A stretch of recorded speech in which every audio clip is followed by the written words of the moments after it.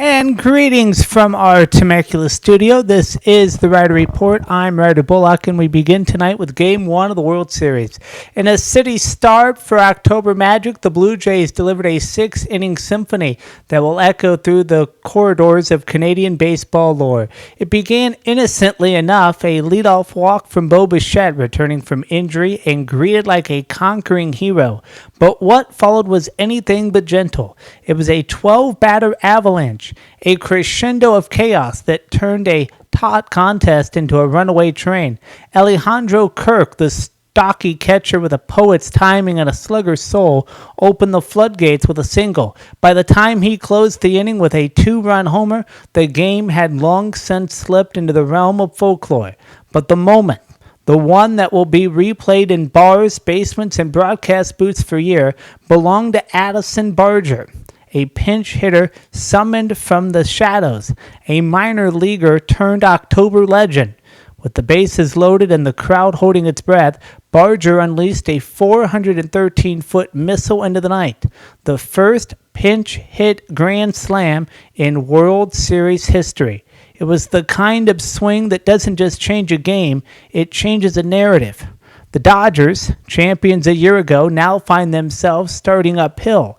Their ace, Blake Snell, was battered, their bullpen depleted, their mystique cracked. And yet amid the roar of 44,357 at Rogers Center, a crowd that waited 32 years for this, there was a sense that this wasn't just a win, it was a statement.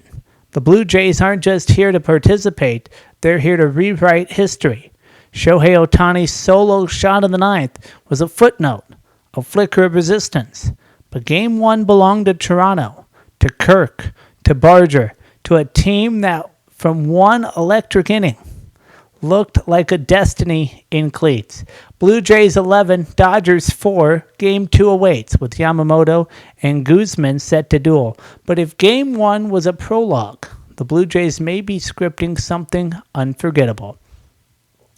We move on to college football and tomorrow's college football slate. 3 games, 3 storylines, and 3 teams trying to prove they belong. We'll start in Baton Rouge, Texas A&M taking on LSU Saturday night. And you know what this is? It's a trap game for A&M. They've got the talent, they've got the formula, and they've got the record, but they're walking into Baton Rouge at night. And that's a different animal. LSU's offense, let's be honest, it's stuck in neutral. 85th in scoring offense. That's not going to win shootouts. So they'll try to grind, play field possession, and lean on that defense that just picked off DJ Lugway 5 times. That's not a fluke. That's a warning. K-Key Conception and Mario Craver are legit threats. And Marcel Reed, he's got wheels, but if he tries to do too much, LSU's secondary will make him pay. A&M wants to get up early, then pound the rock behind that offensive line. If they do it, they'll wear LSU down. But if Reed gets rattled and this game stays close late, that crowd will turn into chaos. You don't walk into Death Valley and coast. You survive. UCLA taking on Indiana in Bloomington Saturday afternoon, and Kurt Cignetti's playing mind games, calling UCLA undefeated at 3-0 when they're actually 3-4. That's not coach speak, it's respect, because the Bruins are rolling. They've shut down Penn State and Northwestern and Maryland. But let's be real. Those offenses are bottom tier. Indiana, whole different story. They've got one of the top 5 offenses in the country and a Heisman-level quarterback in Fernando Mendoza. That's a problem. UCLA's strength is pass defense, 25th nationally, and they'll need every bit of it. If Nico Lamalve can control the tempo, string together long drives, and keep Mendoza off the field, they've got a shot. But this is a measuring stick game. Indiana's looking to prove they're elite, number 2 team in the nation. UCLA's trying to prove they're not done. Something's got to give. Missouri taking on Vanderbilt. College game day is going to be in Nashville Saturday morning, and this one's for the Trench Warriors. Both teams ranked top 15 in run defense, pressure rate, and tackles for losses. Translation, it's going to be ugly. Missouri's got the SEC top rushing attack, but Auburn and Alabama already showed how to slow down Ahmed Hardy. Vanderbilt's stingy. They haven't allowed more than 146 rushing yards all year. If they bottle up Hardy, they'll force Perubla into long yardage downs, and that's where the Commodores feast. Diego Pava is the X factor. He tortured LSU last week, and he's got the legs and arm to flip a game. But Missouri's front seven, led by Zion Young and Damon Wilson II, is a wrecking crew. They're blowing up backfields at 49.4% clip, top 4 in the country. If they contain Pava, Missouri wins. If not, Vanderbilt keeps climbing. That's the slate. 3 games, 3 chances to make a statement. You want chaos, you want clarity, you'll get both. That's college football. That's Saturday.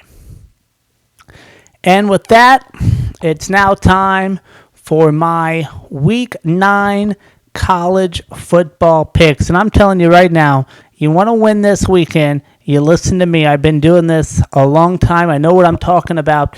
And this week, I like Ole Miss over Oklahoma. Lane's got them rolling. Oklahoma's soft up front. Rebels punch them in the mouth. Walk out with the W. South Florida over Memphis. This is a battle of 2 great group of 5 teams, but the Bulls are sneaky, so I like South Florida in this game. Vanderbilt beats Missouri at home. Okay, they get it done. Missouri's been sleepwalking. I like BYU over Iowa State. Cougars are physical. Iowa State's got no answer for that front 7. BYU wins ugly. Washington over Illinois at home. Huskies are too fast, too deep. Illinois can't keep them. This one's over by halftime. Iowa over Minnesota. This is a classic Big Ten slugfest, but Iowa's defense lights out. They grind it out. Final score 17-10. San Diego State over Fresno State. Aztecs are tough. Fresno's been shaky. I'll take SDSU in a close one. Cincinnati over Baylor at home. Bearcats at home. That place gets loud. Baylor's not built for that. Cincy wins. And I'm taking Texas A&M over LSU. Jimbo's boys finally show up. LSU's defense is a mess. Aggies take it late. And finally, North Dakota State over South Dakota State. This is the one. Bisons are built for late October. They control the clock. They win by a touchdown. That's the card. You won winners. I just gave you 10. Don't overthink it. Just cash the ticket. We move on to Week 8 of the NFL, and here are the games to keep your eyes on. Chicago Bears taking on the Baltimore Ravens. And this one's interesting. Chicago at the Ravens. Now, you look at this game, and you can say whatever you want about record. Chicago's 4-2, Baltimore's 1-5. But you know what? That's not the full story. The Bears, give them credit, they've won 4 straight, but it's been about turnovers. They're living off of them. 15 takeaways in the last 4 games, and that's not just something that lasts. Caleb Williams has been composed most of the year, but last week, that was a comeback down to earth moment. He didn't see the field well. Missed throws. And that'll happen to a young quarterback. Baltimore's coming off a bye. You give John Harbaugh 2 weeks. He's got as good as anybody in the business we know. And they'll be sharper. They'll run Derrick Henry early. And they'll want to set a tone physically. Remember, this is a Ravens team that's had some bad luck late in games. They've been in every one, though, and that defense without Roquan Smith fell apart, and his return changes everything. And I'll tell you, that stadium's going to be loud. The Raven fans know it's desperation time. You drop to 1-6, your season's over. So this is a pride game. Physical, emotional, probably ugly, but important for both sides. Let's go to Houston 49ers and the Texans, one of the better games on the schedule. This is strength versus strength. Houston's been terrific in situational football, third downs, red zones, time of possession, and C.J. Stroud, listen, the kid doesn't beat himself.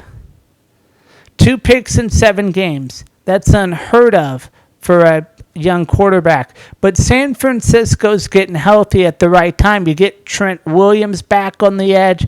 Debo's back in motion. And now that whole Kyle Shanahan system opens up. They've been nicked up the last few weeks, and it showed, and they were predictable.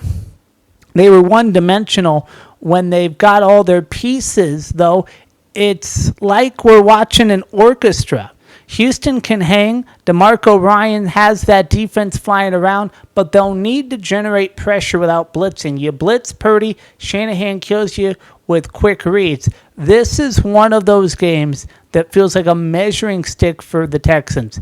Are they ready to beat a real contender?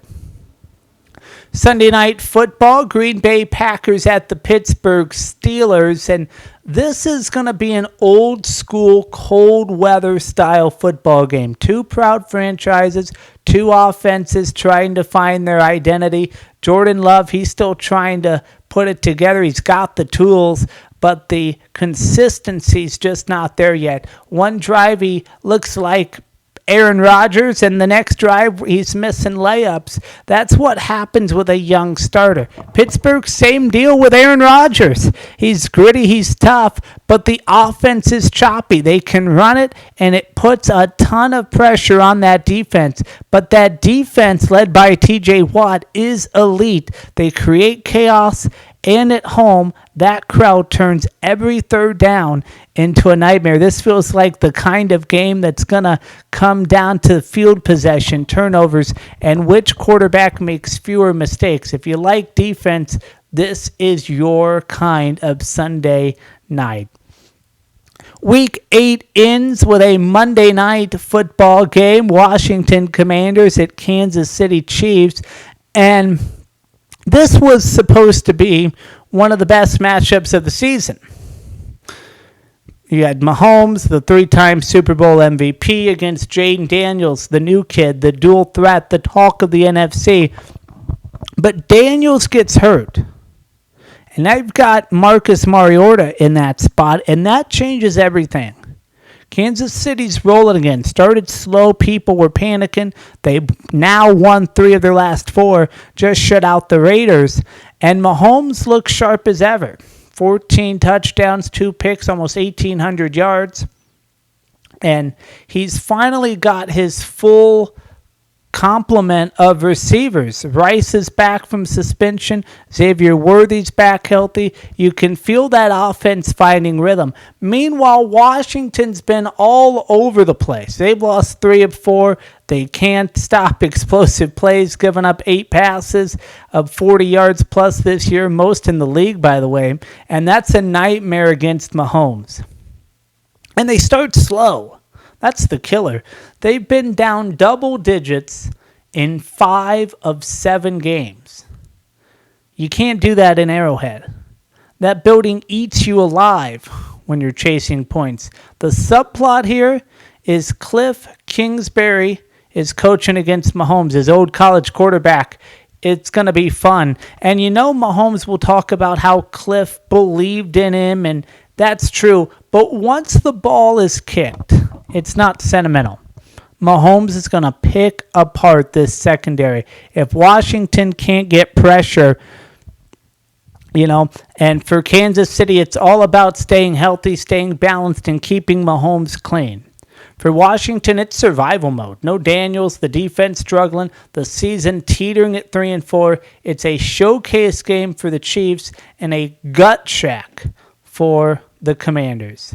So week 8, you got a little bit of everything. You got desperation in Baltimore, balance in Houston, old school Sunday night football in Pittsburgh, and a spotlight showdown in Kansas City. This is the stretch of the season where we find out who's real, the pretenders are starting to fall apart, and the contenders start separating. And that's what makes late October football great. And of course, we will have full recap of Week 8 of the NFL with Albert Lanier. and he'll be doing hot topics for us as well. Look forward to that on Monday. Time now for NFL Week 8 picks. And listen, I've seen every snap. I know these teams. I know these coaches. I know what wins in this league. Let's go. Falcons over the Dolphins. Dolphins are flashy but soft. Falcons play bully ball. They run it. They win it. Bengals over Jets. Jets haven't won a game. Bengals smell blood. And this is an easy pick. Patriots over the Browns. The Patriots own games like this. The Browns are undisciplined. Pats grind it out, win by 10. Eagles over the Giants. Philly's too physical. Okay, I know the Giants beat them on Thursday night a couple weeks ago, but the Giants, I don't think they're going to do it twice. So Eagles roll. Bills over the Panthers. Allen's a monster. Carolina has some juice, but Bills still win by 2 scores. Bears over the Ravens. This is the shocker. The Bears defense shows up. Ravens get frustrated. Soldier Field magic. I like the 49ers over the Texans in the mismatch. Shanahan schemes it up. Texans don't have the horses. Niners cruise. Buccaneers over the Saints. Mayfield versus Rattler. Come on.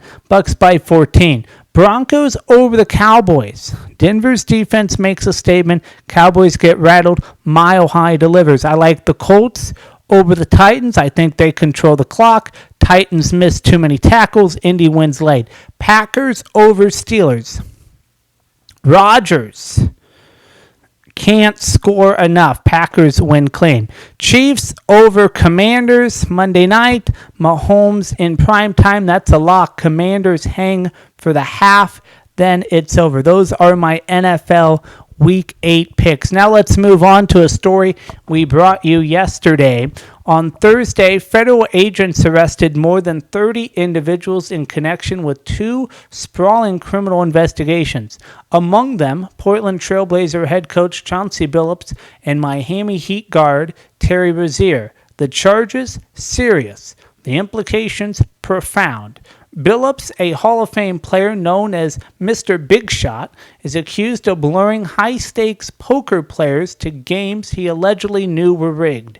Rozier, a veteran forward, stands accused of tipping off a friend about his limited playing time in a March 2023 game, a move that prosecutors say helped gamblers win hundreds of thousands of dollars. Commissioner Adam Silver, speaking during Amazon Prime Video's inaugural NBA broadcast, called the news deeply disturbing. His voice, measured but shaken, underscored the gravity. There is nothing more important to the league and its fans than the integrity of the competition.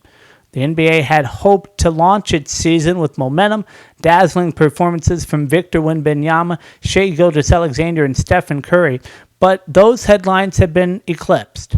Now the league faces a reckoning, not just with the law, but with the culture it helped create. In federal courtrooms in New York, the legal process begins. Prosecutors must prove intent that Billups knowingly participated in rigged poker games and that Rozier deliberately misled for profit. The burden is steep, the scrutiny relentless. The indictment against Billups reads like a crime thriller. Poker tables outfitted with hidden X-ray technology, shuffling machines designed to deceive. Yet conspicuously absent are more details of how or if Billups communicated with the fixers, or what he may have gained. Rozier's case centers on a March 2023 game against New Orleans. Prosecutors allege he tipped off a friend about leaving early, allowing others to place prop bets on his underwhelming performance. The result? More than $250,000 in winnings. The indictment describes a meeting at Rozier's house where money was counted in the early morning hours, but it stops short of saying Rozier received a cut. Defense attorneys argue injury, not intent.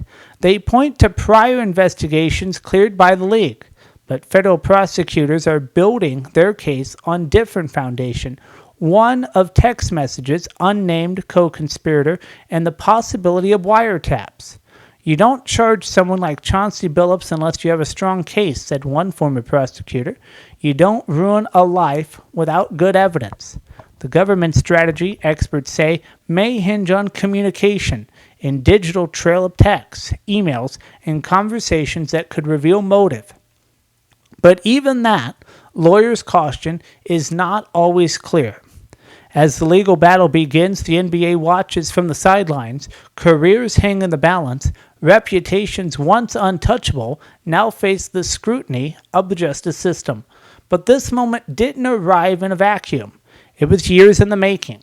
In 2018, the United States Supreme Court struck down the Professional and Amateur Sports Protection Act, a 1992 federal law that had barred most states from authorizing sports betting. The ruling, grounded in the 10th Amendment, argued that Congress had overstepped, not by banning gambling outright, but by preventing states from making their own decisions. Justice Samuel Alito, writing the majority, not acknowledged the controversy. He referenced the Black Sox scandal of 1919 when members of the Chicago White Sox conspired to fix the World Series. He cited the point-shaving scandal that rocked college basketball in the 1950s, but in the end, he concluded that Congress could not compel states to maintain prohibitions. The floodgates opened. Today, sports betting is legal in 38 states plus the District of Columbia and Puerto Rico. The industry is worth billions, and the NBA, like other leagues, has embraced it, partnering with gaming operations and integrating betting into its digital platforms. But with those partnerships came risk. And now, with federal indictments alleging rigged poker games and insider betting schemes tied to organized crime, the league finds itself confronting the very fears that once fueled PASPA. The law may be gone, but the questions it tried to answer about integrity, influence, and the cost of corruption are back. And this time, they're not theoretical. This is not how the NBA wanted to start its season, but it's where the league finds itself in the crosshairs of controversy, in the shadow of scandal, and in the search of answers. That'll do it for me on this Friday night. Till next time, Ryder Bullock reporting. Thank you for your time, and thank you for letting me share mine.